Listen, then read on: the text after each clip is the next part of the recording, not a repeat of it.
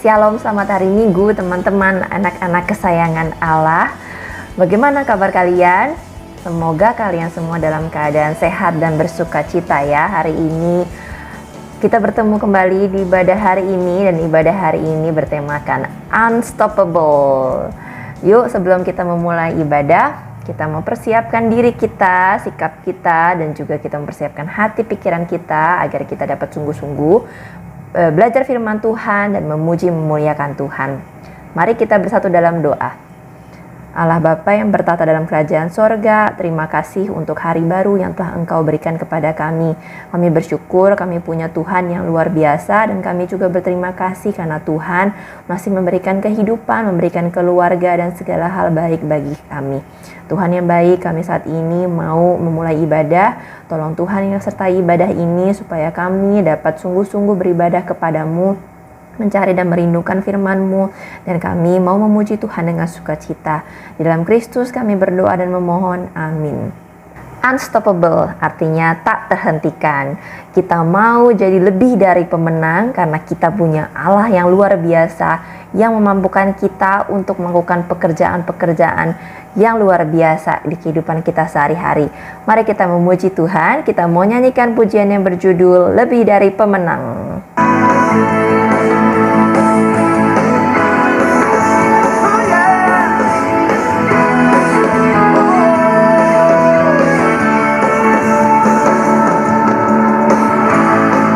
Katakan lebih dari pemenang dalam segala perkara.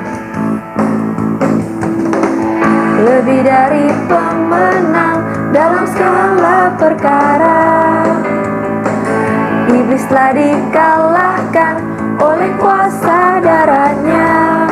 Jika Allah di pihak kita, siapa dapat melawan? Kita lebih dari pemenang. Lebih dari pemenang dalam segala perkara. Iblis telah dikalahkan oleh kuasa darahnya. Jika Allah di pihak kita, siapa dapat melawan?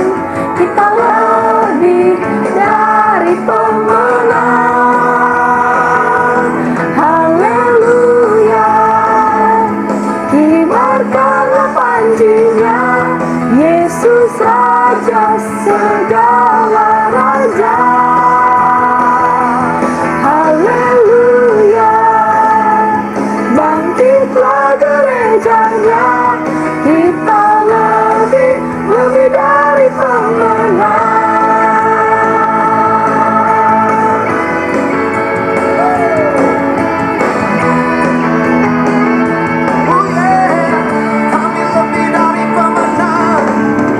Lebih dari pemenang dalam segala perkara. Iblis telah dikalahkan oleh kuasa darahnya. Jika Allah di pihak kita, siapa dapat melawan? Kita lebih dari pemenang. Haleluya, kibarkanlah panjinya, Yesus Raja segala raja. Haleluya, bangkitlah gerejanya, kita lebih dari pemenang. Haleluya, kibarkanlah panjinya, Yesus Raja segala raja. Haleluya, bangkitlah gerejanya, kita lebih dari pemenang.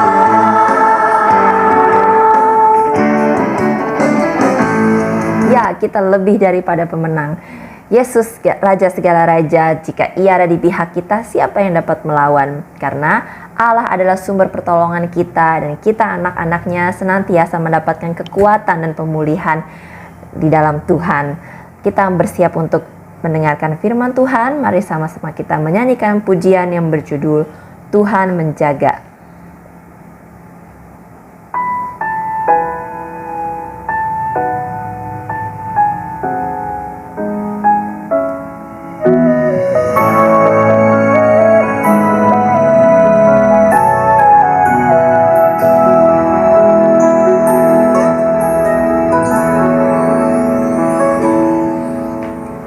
Dari mana datang pertolonganku? Dari Tuhan yang jadikan langit dan bumi. Ia takkan biarkan kakimu goyah, penjagamu yang tidak akan terlelap. Tuhan kuatkan, Tuhan pulihkan, Tuhanlah naunganmu di sebelah tangan kananmu. Tuhan menolong, Tuhan menjaga keluar dan masukmu sekarang sampai selamanya.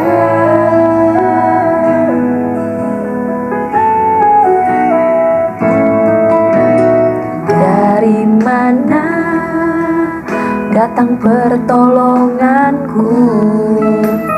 Dari Tuhan yang jadikan langit dan bumi.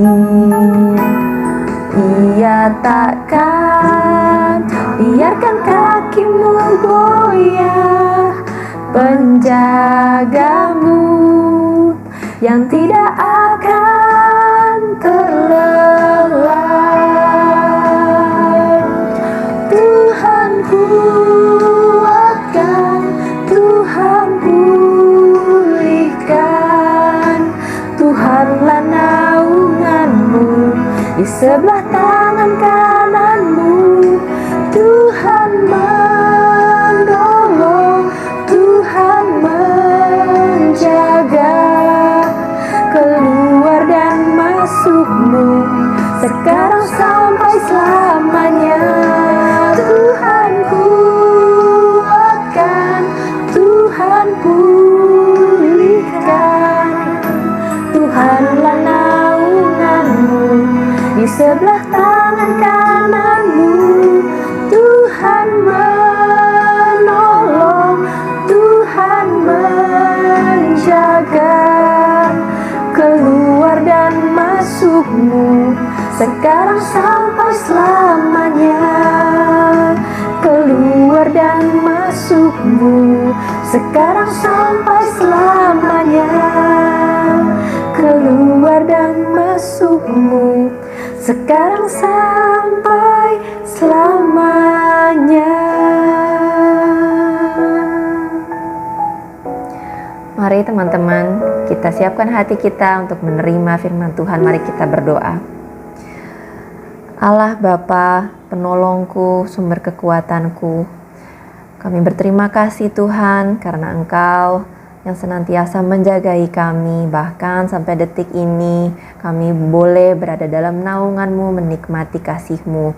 Tuhan yang baik, saat ini kami anak-anak-Mu mau belajar firman-Mu, berikan kami hati yang mau diajar dan dibentuk, sehingga kami dapat menerima firman-Mu dengan sukacita, menjadi pelaku firman-Mu, dan kami dapat diubahkan dan diberkati oleh kebenaran firman-Mu. Sampaikanlah kebenaran firman-Mu kepada kami siap mendengar. Di dalam nama Tuhan Yesus kami berdoa. Amin. Teman-teman yang dikasihi Tuhan Yesus Kristus, seperti yang kakak sampaikan tadi di awal sebelum ibadah, tema firman Tuhan kita pada hari ini adalah unstoppable, tak terhentikan. Nah, kakak di sini punya kalimat motivasi yang luar biasa nih artinya. Kalimat motivasinya berbunyi seperti ini. Courage doesn't mean you don't get afraid.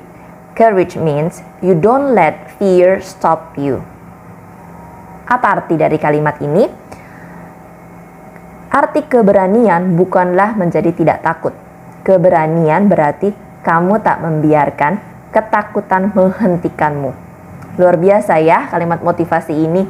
Keberanian itu katanya berarti kamu tidak membiarkan ketakutan menghentikanmu. Jadi seseorang yang berani menurut kalimat motivasi ini bukanlah orang yang merasa tidak takut. Tapi orang yang berani adalah orang yang tidak membiarkan ketakutan menghentikan dirinya. Siapa yang mengucapkan kalimat motivasi ini? Yang mengucapkan kalimat motivasi ini adalah seorang wanita yang bernama Bethany Hamilton. Siapa sih Bethany Hamilton ini sampai bisa mengucapkan kalimat yang luar biasa ini mengenai keberanian? Bethany Hamilton lahir dan besar di Hawaii.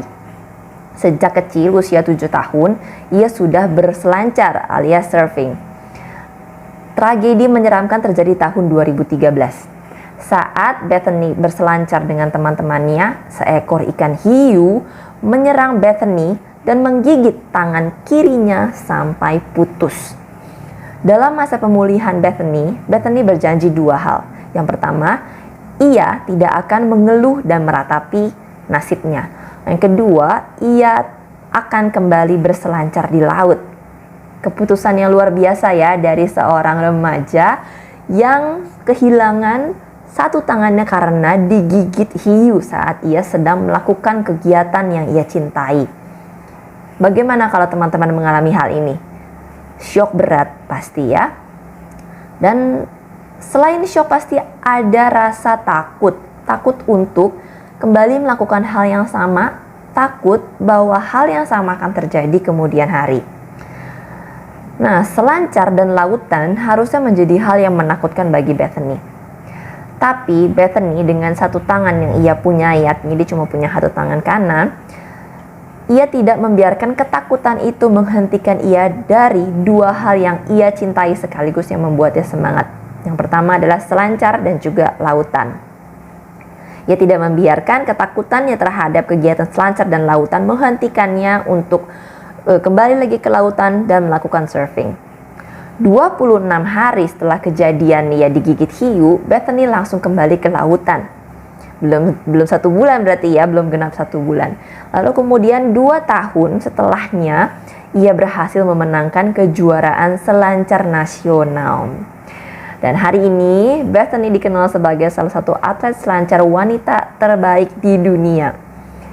Mengikuti berbagai kejuaraan tingkat dunia, seorang motivator, seorang penulis, seorang pelayan Tuhan, dan ibu 3 anak. She is unstoppable.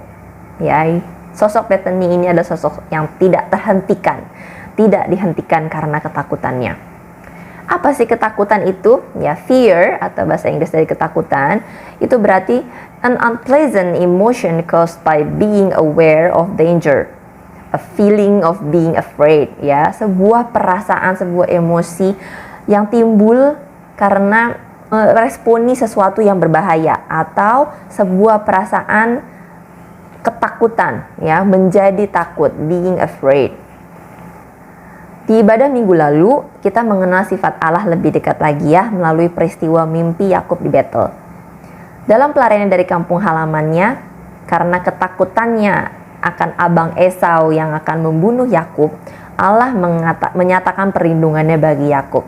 Masih ingat ya teman-teman ya, abang Esau mau membunuh Yakub karena Yakub telah menipu abang Esau, menipu saudara kembarnya itu, sehingga ia mendapatkan hak kesulungan dan diberkati oleh ayahnya. Dan dari situlah mulainya Esau menjadi dendam kepada Yakub, Yakub menjadi takut, Yakub pergi melarikan diri. What's next Jacob? Apa yang selanjutnya Yakub alami dan lakukan? Ya, singkat cerita, Yakub sampai di Haran, ya, bekerja pada paman Laban, ya, ini saudara dari ibunya Yakub. Lalu kemudian Yakub menikahi putrinya Laban, Lea dan juga Rahel, mendapatkan banyak keturunan. Kemudian Yakub dan keluarga besarnya pergi dari Haran. Karena apa? Diperintahkan Allah untuk mudik pulang kampung ke Kanaan, back to abang Esau. Ya, jadi setelah hidupnya baik, ia dapat pekerjaan, dapat harta yang banyak, kemudian diberkati dengan keluarga, dengan anak-anak yang banyak. Yakub kemudian disuruh pulang kampung, balik ke kampung halamannya, ketemu bapaknya, ketemu abang Esau di sana.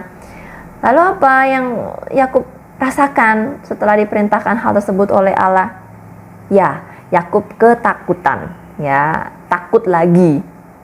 Minggu lalu ingat ya, kita juga bicara mengenai Yakub yang melarikan diri dari kampung halamannya karena takut.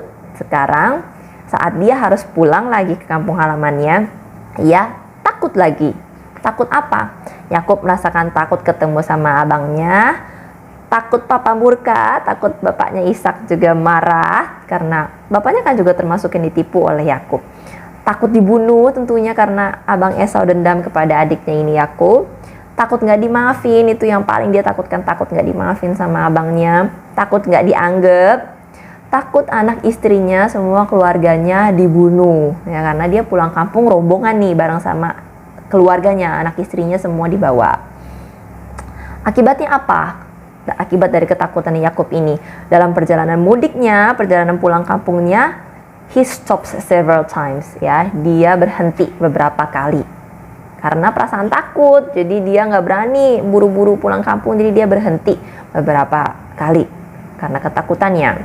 Kalau teman-teman baca di Kejadian 32 ayat yang pertama hingga ayat yang ke-32, di sana dalam perikop Yakub takut bertemu dengan Esau, dikisahkan setelah Yakub melanjutkan perjalanannya, Yakub itu ada berhenti beberapa kali. Berhentinya karena apa sih? Jadi singkat cerita seperti ini peristiwa di perjalanan mudiknya Yakub dan keluarganya. Kakak catat ada 5 stop, 5 kali perhentian yang dilakukan oleh Yakub saking dia takut. First stopnya adalah Yakub memerintahkan utusannya untuk menyampaikan kabar kepulangan kepada Esau. Jadi alih-alih dia langsung pulang kampung, tapi dia berhenti dulu lalu meminta utusannya untuk info ini ke keluarganya yang di kampung halaman bahwa Yakub akan pulang. Dia pengen tahu apa sih responnya orang-orang di kampung halamannya ini. Lalu yang kedua, second stop, formasi 4-4-2 ya, seperti di sepak bola. Jadi perhentian yang kedua ini Yakub mengatur strategi. Jadi dia membagi rombongan besarnya itu, rombongan keluarganya dan juga ternak-ternaknya menjadi beberapa bagian, menjadi 2 bagian, artinya yang depan jalan duluan, yang belakang di belakang ya, jalan belakangan gitu ya. Dikatakan di Kejadian 32 ayat 7, lalu sangat takutlah Yakub dan merasa sesak hati, maka dibaginya lah orang-orangnya yang bersama-sama dengan dia, kambing dombanya, lembu, sapi dan untanya menjadi 2 pasukan. Karena apa? Dia takut di sini karena begitu utusan yang tadi pulang mengabarkan bahwa Yakub dan keluarganya pulang kampung, ternyata ngasih tahu Yakub kalau Esau akan menyambutnya. Esau sedang di jalan menemui Yakub dan juga keluarganya. Dikirain Esau ini mau membunuh Yakub dan juga keluarganya, makanya Yakub berhenti lagi. Dia bikin formasi nih supaya kalau orang yang depan udah kenapa-napa, yang di belakang bisa bersiap-siap kabur dan lebih aman. Lalu kemudian setelah melakukan strategi formasi itu, ada third stop ya. Yakub kemudian berhenti, dia berpikir ya, dia mengusahakan cara yang lain, gimana caranya dia bisa sampai ke kampung halaman dengan selamat, dan akhirnya dia memutuskan untuk mengirim persembahan untuk abangnya Esau ya. Jadi istilahnya seperti sogokan gitu ya, persembahan supaya hatinya Esau menjadi lebih damai, lebih sukacita karena mendapatkan persembahan itu. Ya, jadi dia menyiapkan 200 kambing betina dan 20 kambing jantan, 200 domba betina, 20 domba jantan, 30 unta, 40 lembu betina, 10 lembu jantan, 20 keledai betina dan 10 keledai jantan. Diserahkanlah semuanya itu kepada budak-budaknya untuk dijaga. Lalu kemudian diperintahkan supaya memberikan persembahan itu kepada abangnya Esau ya. Lalu kemudian perhentian yang keempat, ini yang paling menarik ya, dimulai dalam perikop pergumulan Yakub dengan Allah. Kejadian 32 ayat 22. Yuk kita sama-sama buka. Kejadian 32 ayat 22, pergumulan Yakub dengan Allah. Pada malam itu Yakub bangun dan ia membawa kedua istrinya, kedua budaknya perempuan dan ke-11 anaknya dan menyeberang di tempat penyeberangan sungai Yabok. Sesudah ia menyeberangkan mereka, Yakub menyeberangkan juga segala miliknya. Lalu tinggallah Yakub seorang diri. Jadi rombongan yang ada pada jalan dia berhenti. Ya, dia tinggal seorang diri. Saat dia berhenti ini, yang keempat kali, seorang laki-laki bergulat dengan dia sampai fajar menyingsing. Ya, jadi fourth stopnya itu Yakub nggak ikut nyebrang sungai Yabok dulu dengan pasukan atau rombongan yang lainnya. Yakub bergumul dengan Allah dalam perhentiannya yang keempat ini. Ya, dikatakan di ayat yang ke-24, lalu tinggallah Yakub seorang diri dan seorang laki-laki bergulat dan dengan dia sampai fajar menyingsing.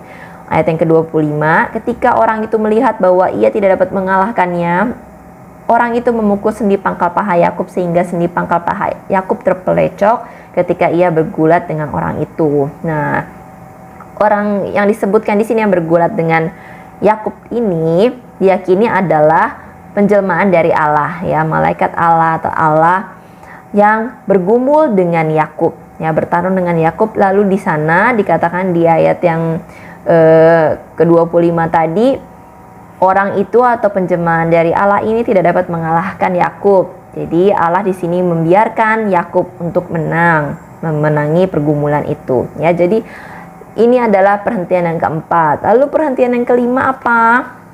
Ya, fifth stopnya ini ada di pasal yang berikutnya. Esau and the gang, ya, Esau dengan semua pasukannya datang. Dan Yakub berhenti lagi karena takut, ya, mau maju, takut nanti malah diserang. Jadi total ada 5 perhentian yang dilakukan oleh Yakub. Kenapa dia berhenti? Karena ia takut. Nah, apa sih arti dibalik peristiwa mudiknya Yakub ini ke kampung halaman? Ada 3 hal yang akan kita pelajari dari ketakutan Yakub saat perjalanan mudik ini. Kita kembali ke Kejadian 32 ayat yang pertama. Di sana dikatakan Yakub melanjutkan perjalanannya, lalu bertemulah malaikat-malaikat Allah dengan dia. Ya, ketika Yakub melihat mereka, berkatalah ia, ini bala tentara Allah, sebab itu dinamainya lah tempat itu Mahanaim. Ya, jadi pertemuan Yakub dengan malaikat seperti minggu lalu kita belajar mengenai mimpi Yakub yang dia melihat malaikat. Ya, malaikat di sini sebagai simbol bahwa Allah melindungi dan juga membimbing Yakub.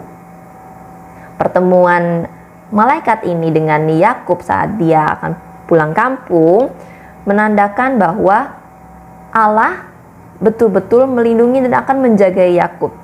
Kenapa tadi Yakub pulang kampung? Karena Allah memerintahkan. Jadi Allah tidak serta-merta hanya menyuruh Yakub untuk kembali bertemu dengan Esau, tapi Allah juga akan melindungi dan juga menyertai Yakub sekalipun Yakub takut. Kemudian hal yang kedua adalah mengenai doa Yakub kepada Allah.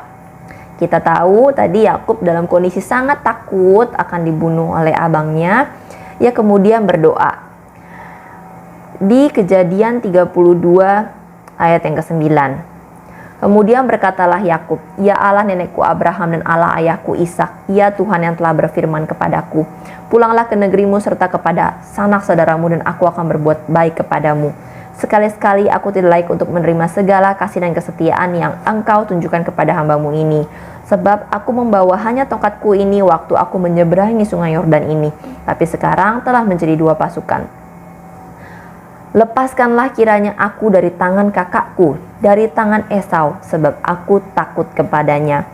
Jangan-jangan ia datang membunuh aku juga ibu-ibu dengan anak-anaknya. Bukankah engkau telah berfirman, tentu aku akan berbuat baik kepadamu dan menjadikan keturunanmu sebagai pasir di laut yang karena banyaknya tidak dapat dihitung. Ya, di tengah ketakutannya Yakub berdoa kepada Allah. Ia mengingat kembali bahwa Allah yang memerintahkan ia. Yakub mengingat kembali janji-janjinya Allah kepada dia mengenai keturunannya, bahwa ia akan menyertai Yakub. Ya, jadi Yakub di sana berdoa kepada Allah, mengingat janji Allah. Dia juga bersyukur, berserah kepada Allah di tengah ketakutannya, minta tolong dan perlindungan. Ini yang dilakukan oleh Yakub. Kemudian yang terakhir, Yakub melihat bahwa Allah itu hadir untuk Yakub. Ya, dikatakan di pasal 32 ayat yang ke-24, tinggallah Yakub seorang diri dan seorang laki-laki bergulat dengan dia. Ini tadi yang peristiwa sebelum menyeberangi sungai Yabok ya. Jadi momen pergumulan Yakub dengan seseorang yang diyakini adalah penjelmaan dari Allah itu sendiri ya, merupakan simbol bahwa Allah hadir untuk Yakub yang mencarinya dalam ketakutannya. Allah di situ dalam pergumulannya secara fisik membiarkan Yakub menang.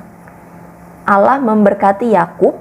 Allah mengajar Yakub untuk bergantung pada Allah, bukan kekuatan diri sendiri. Jadi dari pergumulannya bersama dengan Yakub, di situ Allah mau mengajarkan bahwa, hai Yakub, jangan kamu hanya bergantung dengan kekuatanmu sendiri, tapi ada aku Allahmu yang menyertai dan juga hadir untuk melindungimu.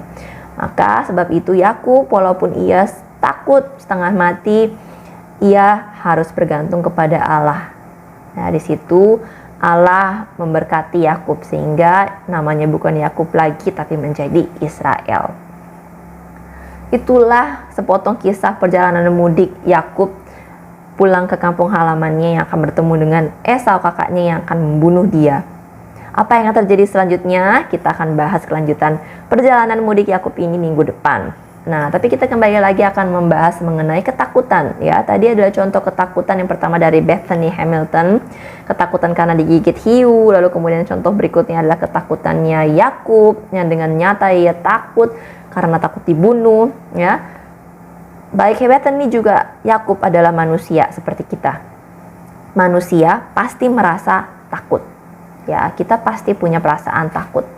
Punya perasaan takut itu wajar karena itu merupakan respon alamiah kita bahwa kita mencium adanya bahaya yang akan terjadi. Teman-teman semuanya yang ada di sini, apa sih ketakutan yang sedang kalian alami? Sebagai anak muda, sebagai remaja yang sedang bertumbuh beranjak dewasa, pasti banyak ketakutan.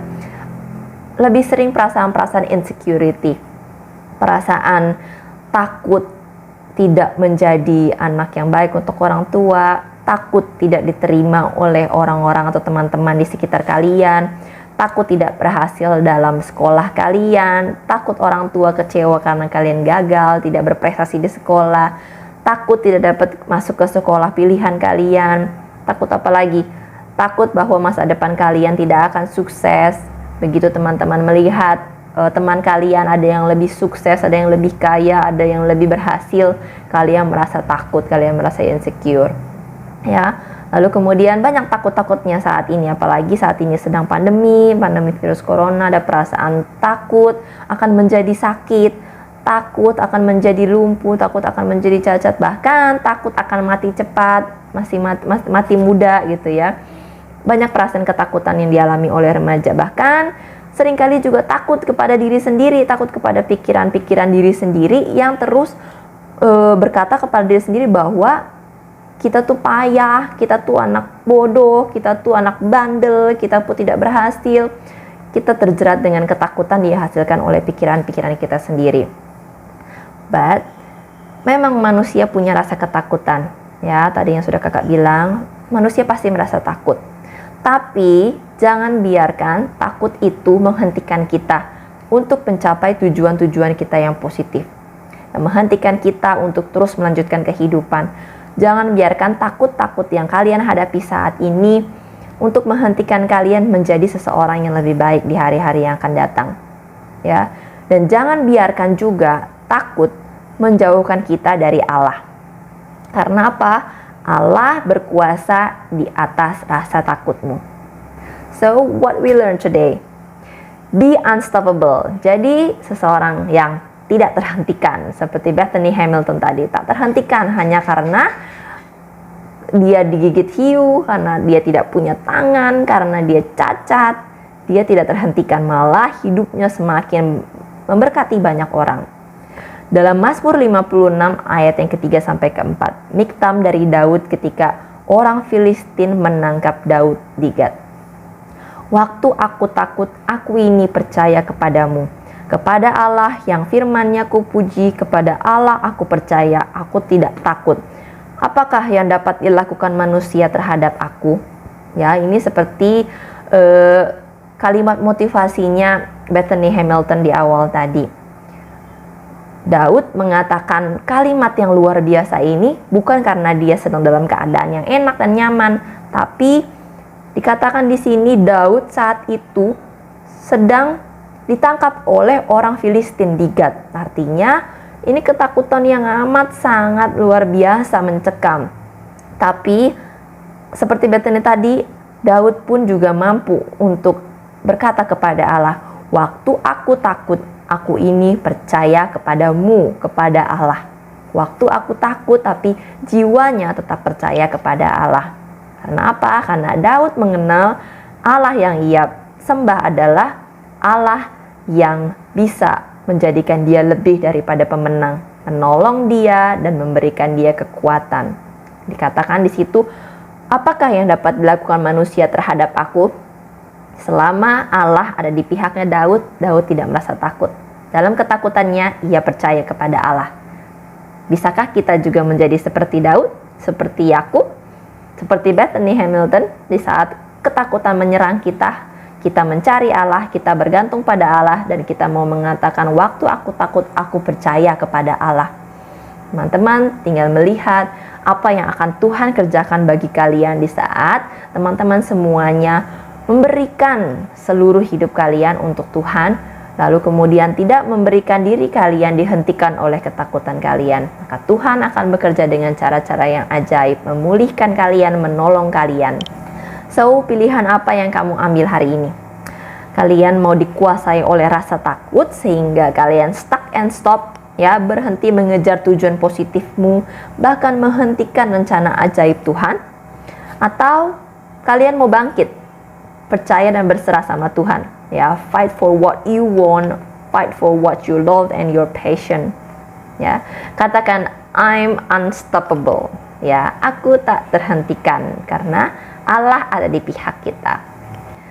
Sekali lagi teman-teman yang dikasih Tuhan Yesus Kristus, bila teman-teman merasa takut, gelisah saat ini, apapun persoalan yang teman-teman sedang hadapi, ya, teman-teman ingat, masih ada seorang penolong di hidup teman-teman semuanya.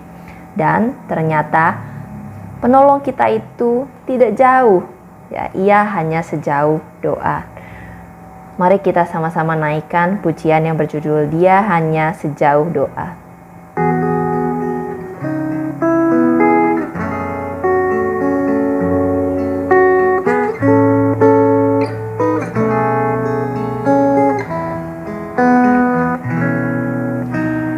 Bila kau rasa gelisah di hatimu, bila kelam kabut tak menentu hidupmu, ingat masih ada seorang penolong bagimu. Yesus tak pernah jauh darimu. Bila cobaan menggodai hatimu, bila sengsara menimpa keadaanmu, ingat Yesus takkan pernah jauh darimu. Dia selalu pedulikan kamu. Berseru memanggil namanya, berdoa Dia akan segera menghampiri dirimu.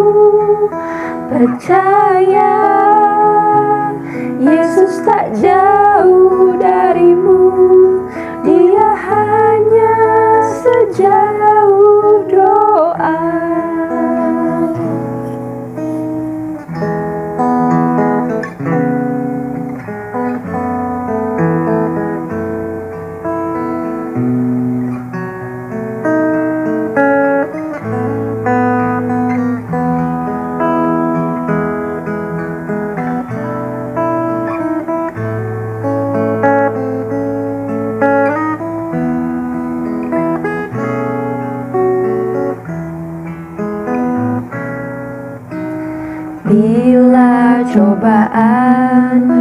menggodai hatimu. Bila sengsara menimpa keadaanmu, ingat Yesus takkan pernah jauh darimu. Dia selalu pedulikan kamu. Berseru memanggil namanya, berdoa dia akan segera menghampiri dirimu. Percaya Yesus tak jauh darimu. Dia hanya sejauh doa. Berseru memanggil namanya, berdoa dia akan segera menghampiri dirimu. Percaya Yesus tak jauh darimu. Dia hanya sejauh doa. Dia hanya sejauh doa. Dia hanya sejauh doa.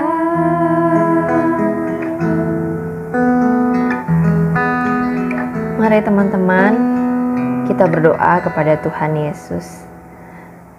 Yesusku, penolongku yang dapat kuandalkan. Terima kasih untuk firman yang Kau berikan kepada kami hari ini.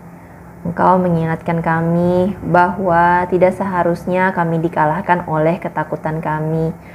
Seringkali kami membiarkan ketakutan kami menghentikan kami untuk melakukan pekerjaan-pekerjaan yang positif, hal-hal yang menyenangkan hati Tuhan, menghentikan kami untuk mencapai hal-hal yang kami impikan.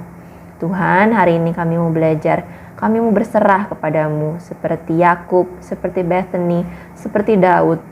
Dalam ketakutan mereka, kami pun dalam ketakutan kami mau berserah kepada Allah.